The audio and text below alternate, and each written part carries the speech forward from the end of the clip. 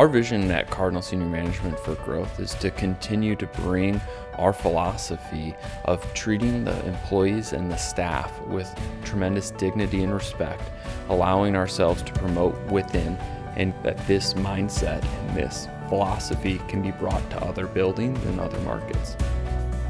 What if you just treated people well, gave them responsibility, and what would happen? How would that go if you run a senior living building and the people who are the most important, the frontline staff, who are doing amazing work in and out every single day, were treated with dignity and respect?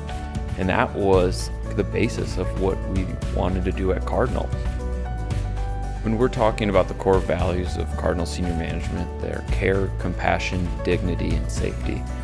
Those are what we provide to each and every one of our residents, and that's extremely important to Chuck and myself. We're in the care business. I think the key to being a solid salesperson is really understanding whoever it is you're working with, what is their concern or what is their dominant buying motive, what's most important to them. And in the line of work we are in, we are literally selling care, compassion, and dignity, and the person that you're dealing with is a loved one. I think the driving vision I had was what we're trying to do for the elderly, we should carry that same approach to what we're going to try to do for the people that take care of the elderly. The thing that separates us at Cardinal and what we look at when we're looking at bringing on a building is buildings that are struggling with occupancy and buildings that might have lost some zest in their culture.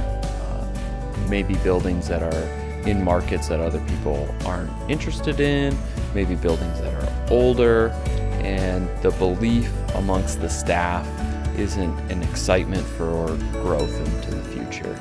That's what Chuck and I at Cardinal bring to the table.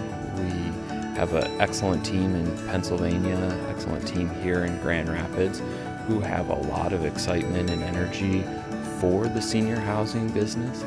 And a lot of times there are buildings that are struggling just because that excitement, that energy isn't in place. So we try to find buildings that fit that mold. We've been incredibly fortunate. I mean, the buildings we first started with had over 240 apartments.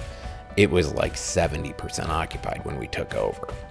We increased rates, we eliminated advertising, we made the right hires, we empowered the appropriate people, and we went from 70% occupied to over 90% occupied in less than 18 months.